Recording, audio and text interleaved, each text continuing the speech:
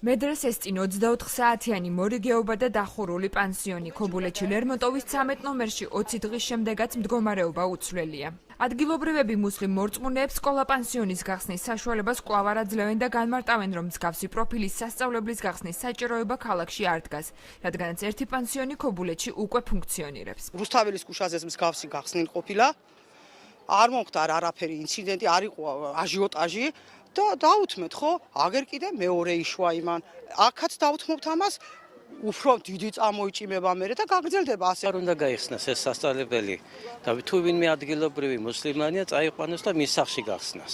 რა ხდება აქ სასწავლო პროცესი არ მიმდინარეობს?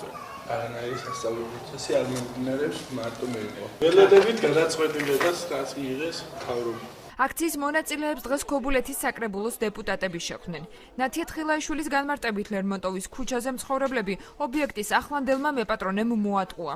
მისი ინფორმაციით მუსტაფა ბუიუქმა შენობა სასტუმროს მოწყობისთვის შეიძინა, თუმცა მოგვიანებით გადაწყვეტილება შეცვალა.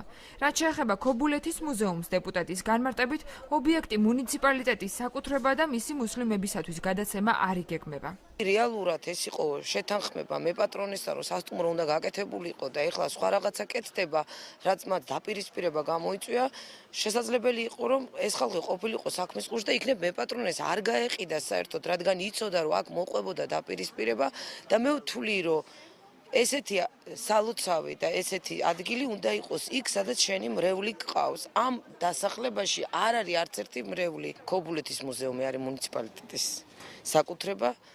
და არ მგონია, რომ ეგ საკითხი წამოიწიოს, რომ იქ გადავიდეს რაიმე სხვა. აჭარის მთავრობაში პანსიონისათვის ქობულეთის მუზეუმის შენობის დათმობის საკითხზე მსჯელობდნენ, თუმცა მოლაპარაკებები მოგვიანებით სხვა მიმართულებით გაგრძელდა. აცხადებს ქობულეთის მაჟორიტარი დეპუტატი საქართველოს პარლამენტში ფატი ხალვაში. მისი ინფორმაციით ამ ეტაპზე რუსთაველის ქუჩაზე არსებული მედრესეს გაფართოვების საკითხი განიხილება. რამდენადაც ვიცი, მუზეუმის საკითხი თვითონ წამოჭრეს, მაგრამ მოლაპარაკება სხვა გზით მიდის. რამდენადაც ვიცი, უკვე არის გარკვეული მიმართულებები. არის საუბარი იმაზეც, რომ ადგილზეც გაფართოვდეს, ან გამოიყოთ მიწა. ეს არის უბრალოდ მოლაპარაკების საგანი. თუ რა შენობები იყო ქობულეთის მუზეუმის ტერიტორიაზე განთავსებული, ისტორიკოსი და მუზეუმის დირექტორი რევაზ ტაკიძე იხსენებს.